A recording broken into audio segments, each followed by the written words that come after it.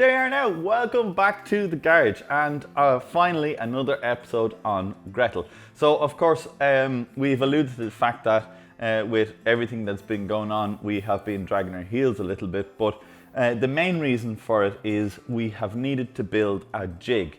So because the way this garage is organised, we need cars to be able to move in and out as we work on them. We don't just have a massive space where we can keep all the cars kind of working on them all at once. We need to move them in and out.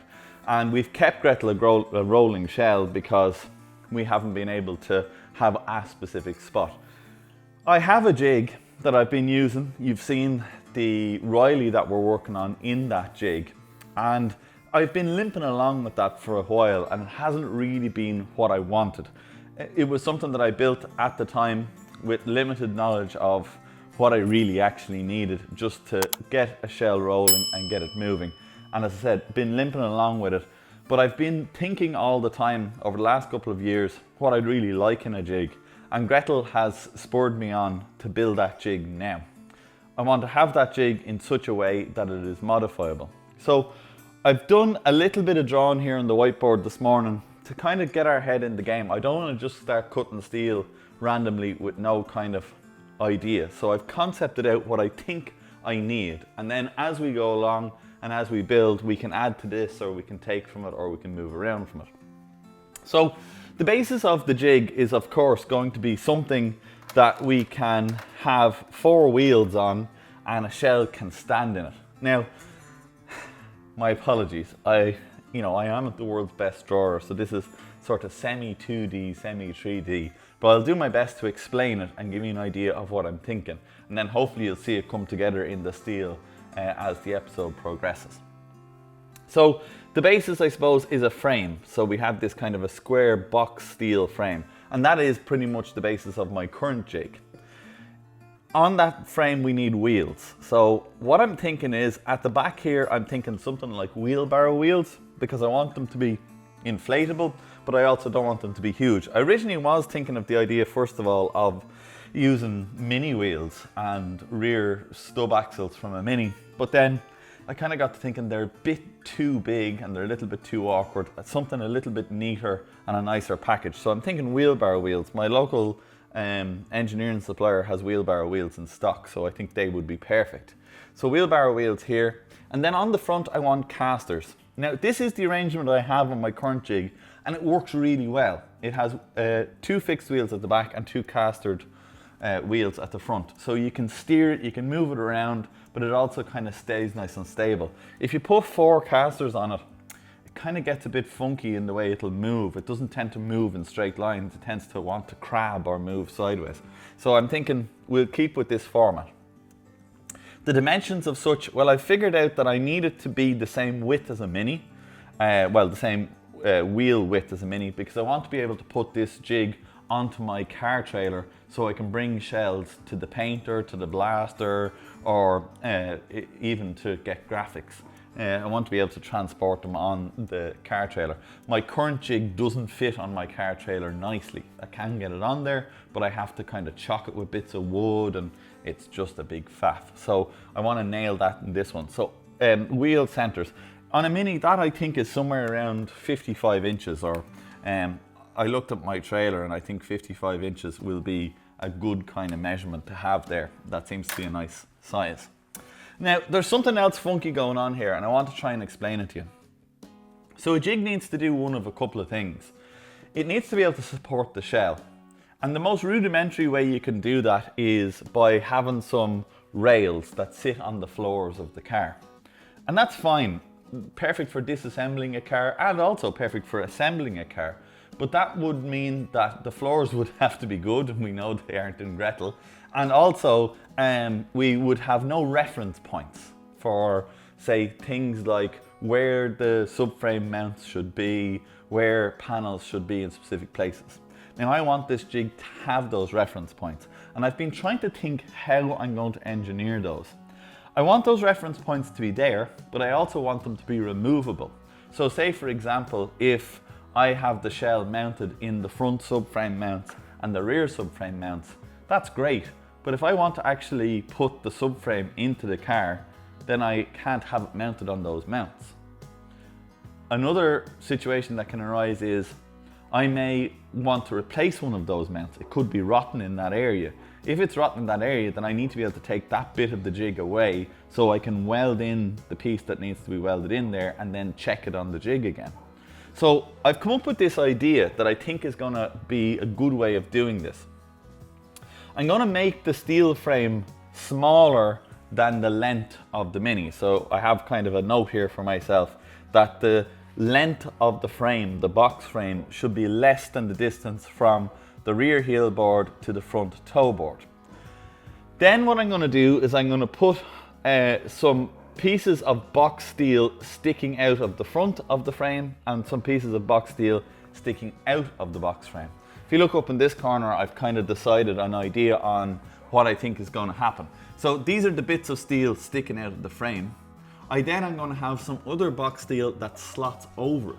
So it's a tight fit over one piece of box inside the other. And it is onto those that I'm going to weld all the different mounts. If you look down here, I've kind of given another bit of an idea of what I'm thinking at. So you can see the two kind of boxes sticking out the back of the frame. And then if you look down here, I've kind of done a straight on view. So these would be one set of frames that could go on, and they would have a bolt sticking out of the top of them that would go up into the turrets of the wheel arches where the shocks would mount. So in other words, we can have a piece of box steel that slots on and a bolt that goes through it and the frame, and it has a pin sticking up that can go into the turret of the top of the wheel arch. But like I said, if I needed to do that wheel arch, I need to be able to remove that out of there, which is why I want to have it on a slot. That then brought me onto the idea that I need to also be able to mount onto the rear heel board.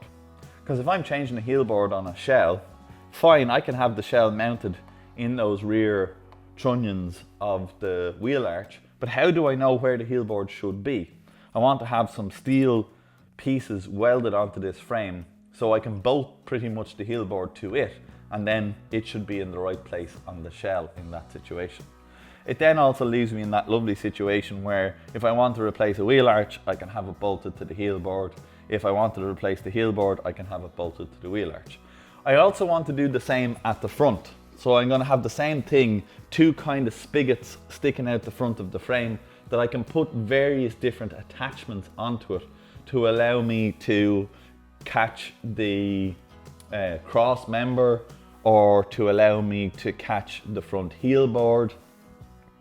Or maybe even, we might even have one more attachment that allows us to catch the front subframe mounts on the front valance. I don't know about that yet, but we're going to leave ourselves the option that we can do that. And then basically all we will have is a bunch of different attachments that can go onto this frame and pick up all the various different places. The last thing I want to have on the frame is also a set of rails that can drop down and bolt in place and run the length of both sills. I'm thinking those rails will have some sort of a kind of steel frame that holds them with pieces of maybe 4x2 or 6x2 timber bolted to them. Because I want to be able to sit the car on two timber rails. My thinking behind that is when a shell, say for example, comes back from paint and you really need to be able to sit it on those rails and assemble everything around it, get the subframes into it and stuff like that. I'm thinking two nice timber rails will be forgiving on the bodywork, and we could maybe even go so far as to, you know, staple some plush some plush deep pile carpet over those rails so that we can sit the frames or sit the shell onto it and it'll be completely protected underneath. We can think that through. We might even be able to have it so that those timber rails can flip as well. So you can have a timber rail for when the car is being stripped, and then you can flip the timber rail over and you'll have like lovely piece of, as I said, deep pile carpet or something for when the car comes back from paint and sits on that. I also want to have it that those rails are removable, however, because I want to be able to paint underneath the car and it not be sitting on those rails. I want it to be, say, sitting on the two cross member mounts at the front and maybe these two wheel arch mounts at the back. So 90% of the underside of the car is clear, so the painter can easily, you know, paint underneath the car completely, and then once the paint has dried, I can slip those rails in and he can blow in maybe the last 4 pieces where the car was sitting on. So I've loads of ideas brewing around in my head, and I know the main thing is I want this jig to be really adaptable. I want to be able to adapt it to have as many different contact points as I want on it. I think I could spend another week on this whiteboard drawing all different kinds of ideas, but I think the mainstay of what we need to do is we need to get this outer structure welded up. I haven't decided yet whether I'm going to cross brace it or not. I think I would like to put cross braces in to give it even more structural strength, because this is a jig and I want to be able to weld off of it, and I want to be able to always assure that the car is square and straight on it. So I think cross bracing might come in at some stage. We might do some sort of steel cross brace this way to add more strength to it. But I think the most important thing is we need to get this square frame here welded up. Before we can do that, we need to come up with some measurements. I know that the wheels need to be 55 inches wide. That's obviously going to be important. And I want these rails to be slightly wider than the car as well, so that, in line with the car, so that when the car has wheels on it, it's not touching these. So what I'm thinking is it definitely needs to be shorter this end. So I'm going to get a measurement from the heel board to the toe board, and I'm going to make the frame, I don't know, an inch or two less than that, just to give us a bit more space to work around. So I'll probably do that off camera. I'll go up to one of the shelves in the yard, bring my measuring tape with me and get a measurement for that and see what that's going to be. And then I think the next thing to do is to get the bandsaw set up, get a length of steel from the yard down, and start cutting these rails. And then I suppose we can get those rails jigged up on the ground here.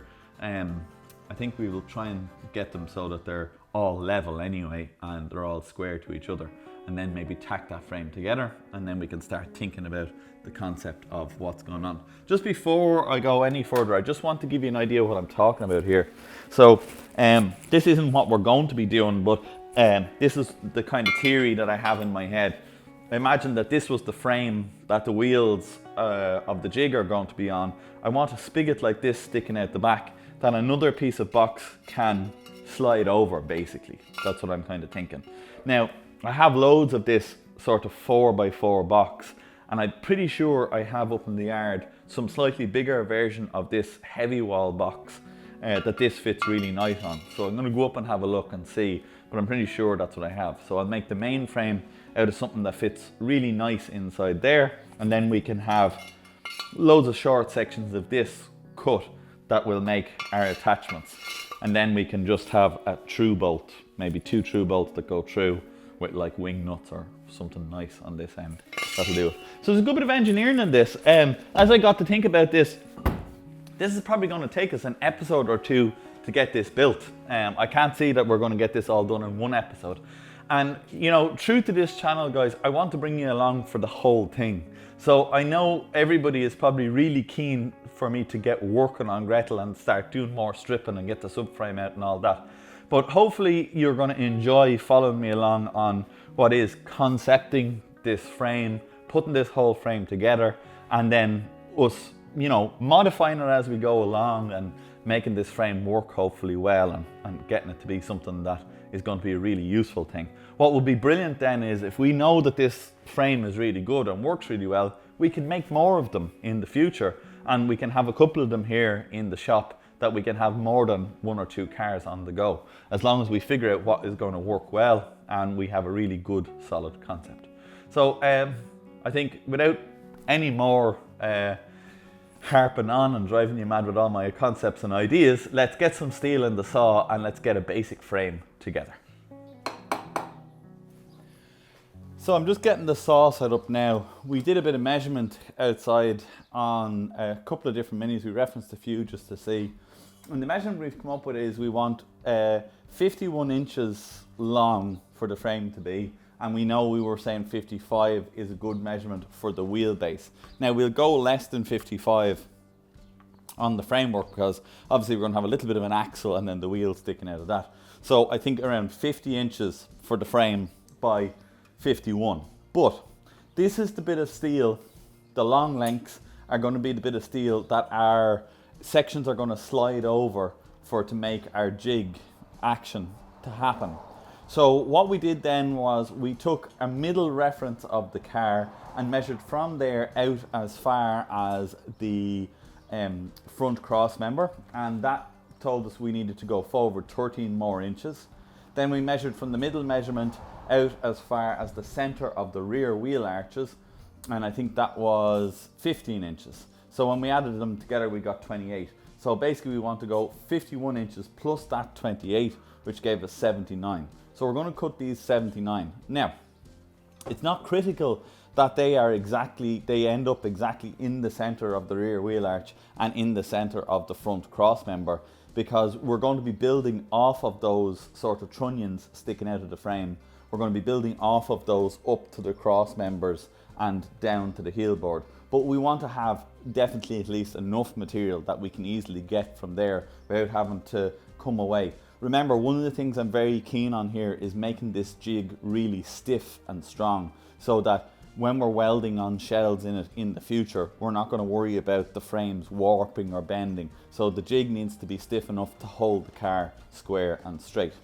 So what you seen me doing there was just trying to get the saw lined up nearly square, and I'm pretty happy with that. I have the saw there pinched up basically just by using the square. This is the reference face that the steel is going to come against, and then I'm just basically putting it against the blade of the saw just to make sure that we're in close to square. Now at the end of the day, these are just the very ends of the steel, so being deadly square is not going to make too much of a difference. We just want to get it nice and close. So what we'll do is we'll cut two of these off at that 79 inches, and then we'll cut two off at 50 inches. And now we have at least the basic square. Then we can get everything level here on the floor, get the four corners tacked, and then we have a good idea of where we are. We're very lucky in the shop here that we have this metal cutting bandsaw, because these have a really good ability to cut steel square, neat and accurate. I've always bought tools over the years that I know are going to come useful to me. I don't do a lot of steel fabrication, obviously, but it's at times like this when, yes, this was a bit of an investment back in the day, and I can remember thinking long and hard about it, but has it earned its money? Absolutely. Over the last few years, well, I probably have it 15 years, but over the last 15 years, has it earned its money? Absolutely. The ability to just be able to grab a length of steel like this, as long as it is, and know that you're going to be able to cut it dead straight and even without having any major worries is, it's great to be able to have that. So I just have the other end of the steel here on an axle stand, because obviously while having the steel square on the saw is important, laterally also horizontally is important.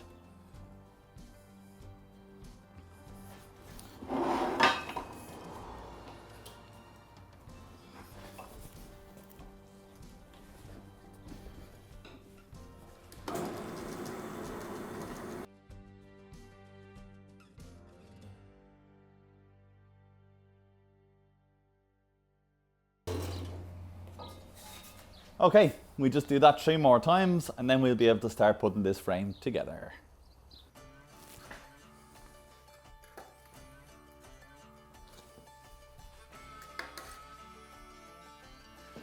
Okay, so what I'm doing here is I'm getting the jig level on my floor.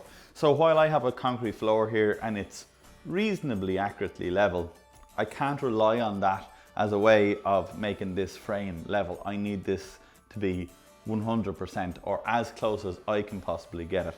So what I've done is I've used various pieces of timber, little pieces of steel and little pieces of aluminium to shim the frame into level.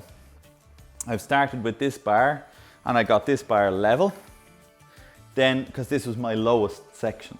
So I got this bar up and level, then I leveled this bar off that one, then I was able to level this bar from that one, And then I was able to level the final bar here off of that one.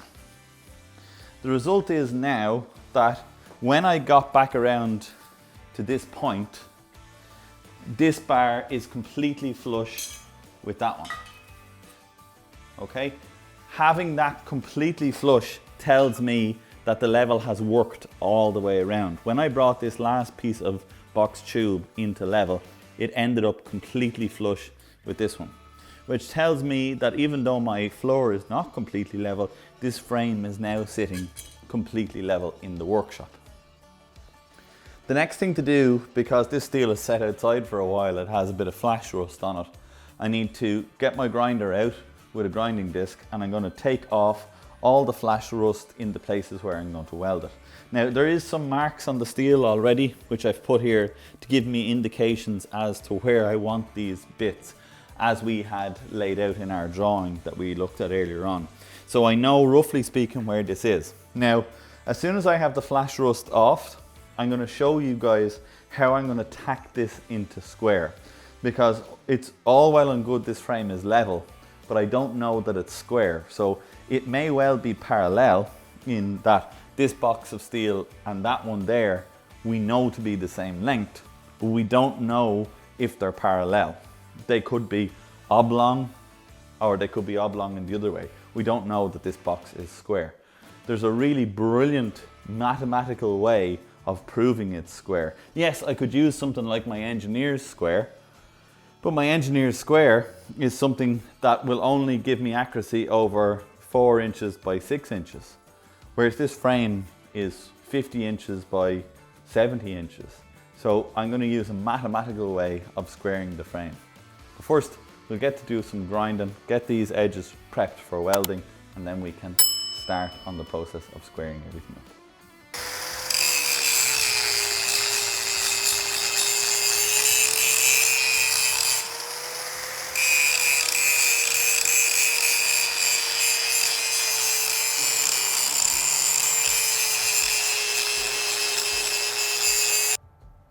With all that grinding done, we're really close now to being able to weld this frame together. But like paint work on a car, all of the hard work is actually in the preparation. Welding is the easy bit. Welding is just simply running in the beads. Well, I say it's the easy bit, but it's by far the least most complicated. The last thing I want is I want this frame dead accurate square. I want to be able to rely on this frame forevermore, that I know it's 100% square. And one of the best ways I know how to get steel really square over bigger areas is not using things like set squares, but is actually using maths. So hark back all the way to your school days, or if you spent a bit of time in college, then this will make perfect sense to you. Over here I have Pythagoras' theorem, which is h squared equals o squared plus a squared. You can write this in a few different orders, but pretty much always the same. And what this is it's the mathematical way that we work out right angle triangles. There's a beautiful rule in right angle triangles that is proven by this theorem, and that is that if one side of a right angle triangle measures 3, the other side of that right angle triangle measures 4, then the adjoining hypotenuse must measure 5 if this angle here is to be 90 degrees, which is exactly what we want. And you can see it here in the maths. If we put 5 as the hypotenuse, 3 as the opposite, and 4 as the adjacent, we know 5 5s is 25, 3 3s is 9, and 4 4s is 16. 16 and 9 makes 25, 25 equals 25. So that tells us if we start going around our frame and we measure a distance of 3 on one side and a distance of 4 on the other, and the measurement we get between those 2 points is 5, then we know our frame is in square. If we get a measurement bigger than 5, we know it's out of square that way. If we get a measurement smaller than 5, then we know it's out of square that way. So rather than the angle being square, it's narrowed or made wider. What measurement this is doesn't matter as long as the measurement is consistent. So if we looked on our scale here and we looked at the inch scale This ruler has 3 inches, it has 4 inches, it has 5 inches. So if we measured one side of our square piece of steel 3, we measured the other side of our piece of steel 4, and then we checked across it and got 5, that would be perfectly acceptable. We could also do it in metric, 30 centimeters, 40 centimeters and 50 centimeters. Generally speaking, the rule of thumb is the bigger the measurement you can take, the more accurate you will be. So over the bigger area you can make the measurement, the more accurate you can be. So let's have a look down here now on the steel work and see what I've done. So I've gone around the frame and I've found the center of the steel all the way around using a vernier calipers. So I found the center here, I found the center on this bar, and I found the center on this bar. I measured from my center point out 30. I measured from my center point here out 40. What I'm expecting to see, if this is in square, is 50 between these 2 points. And I have 50 centimeters. Now, what I did was I roughly went around the frame first with my tri-square and checked it all the way around to make sure I was close. And off camera then, I tweaked it ever so slightly. And to be honest with you, it was really very close. But I tweaked it to make sure I was getting that measurement. I can now go around all of my measurements and check very accurately to within a millimeter of my squareness. I have 50 there. I can check here, and I have 50 here. And I can check here, and I have 50. With these reference points in place, we can tack the frame in the 4 corners, but as we do each tack, we can check again, reference, and make sure we're staying square. We'll work our way around the jig until we get back to the first point we tacked, and each time checking our square. When we have the jig tacked here, here, here, and here, then we know it's going to stay that way. And then we can full weld the whole thing, and we now have a beautiful base to start with, and we can build everything off of this, knowing it's level and completely in square. Very important that your jig is a good reference. If you weld your jig together off square, then every measurement you take off that jig forevermore will be inaccurate. But if you start with a lovely, square, strong piece of steel, then every measurement you take from then on has to be a good reference point. All right, we do some welding.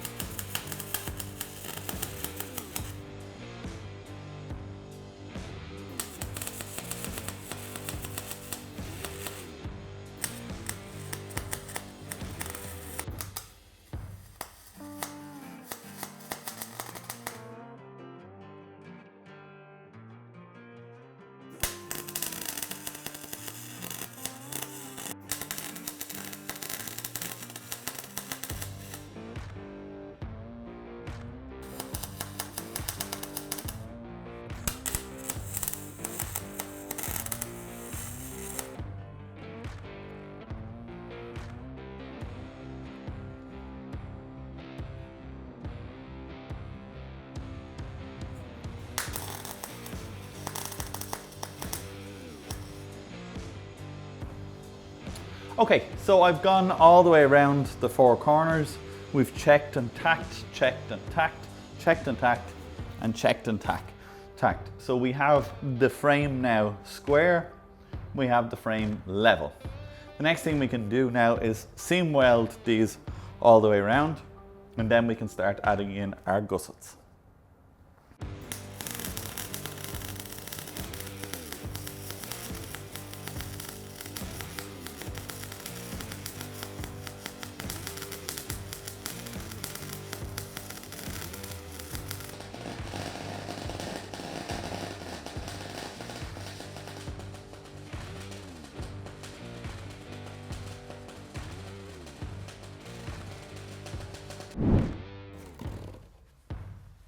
Now, our frame is now finally together. So we're at the stage now, folks, where we have a solid base to work from. In the next video, what I'm going to do is I'm going to turn some axles for the wheels.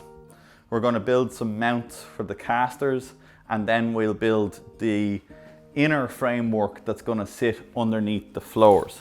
The idea behind that then will be that we will now have a jig that's rolling and ready to go that we can put Gretel in.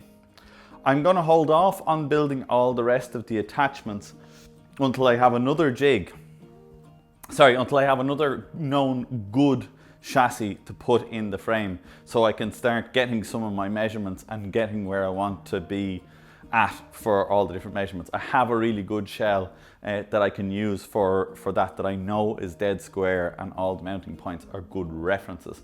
I'm just going to show you one thing before we finish the video today, because I know this might have been a little bit confusing when I was trying to explain it on the whiteboard, so I'm going to try and show it to you now what I mean. So if you see here, what I have is a bit of box that I just cut off to show you. So what we're going to have is we're going to have the mini shell up standing on the frame. The mini frame will be standing here. Then out over here will be like the boot floor, for example. The wheel arches will be here. The heel board will be there. What I've done is, by making this so that I have these kind of two trunnions sticking out here, means that I will be able to get pieces of box steel like this, slide the trunnion on, and then weld or fabricate off of that a mounting, say, for the heel board. I could then have a second trunnion that would slide on here and be a mounting for, say, the rear wheel arch. And I could even have a third one that would slide on there and catch the rear the rear subframe mounts at the back of the car. Of course, the front then is going to be the same idea. At the front, we'll have a piece of box like this that can slide on. That piece of box then can have mounted off of it a trunnion that will go up and mount to the cross member. We can have another piece of box that can slide on and have a trunnion that goes over and catches the fletch, the rear subframe, the front subframe rear mounts on the fletch board. And then we could even have one more that slid on and went up to the mountings on the front valance. So the idea is I want to make this jig as modular as I possibly can, so that I have all these mounts that I can slide into place, bolt up, and then they will be forever references for me. So if I'm replacing a floor in a car, and I have that car, let's say for example, mounted on the cross member and the rear wheel arches, then I can cut out the floor, and then I can literally slide in, bolt and slide in and bolt my reference point. I'll have a flat plate sitting there with two holes in it, and then I can literally put my fletch panel, or my should I call the heel or the toe board, on there, bolt it, and I know then that toe board will be in the right position for the car. I hope you enjoyed joining me today on this episode. I know you guys are so excited to see Gretel get worked on, but I think this is a really worthwhile project for us to do before we go back to working on the car, because this is building us a great foundation that we can work off for the rest of the project. And it means then, as we go through Gretel, and we know we're going to come across situations where her chassis is going to be in a bad way, and we know we've got some major repairs to do, at least we know we have a really good foundation. Everybody who is new to the channel, you're all very, very welcome. I hope you enjoyed the video. Have a look around on the channel and see some of our other videos, and hopefully we can earn a subscription from you. If you like what you see, hit that subscribe button, and don't forget to switch on the bell notifications to be kept up to date with every new release we make. For everybody else, thank you so much for watching. I hope you enjoyed the video. Hit the thumbs up if you did, and I want to hear all the comments in the comment section below. Give me all your ideas. We're in that stage where we're only building this, so if anybody has any ideas they want to throw across or any other comments they want to do, absolutely do, and I will really appreciate that information. Other than that, there's nothing more for me to say, but see you guys on the next one.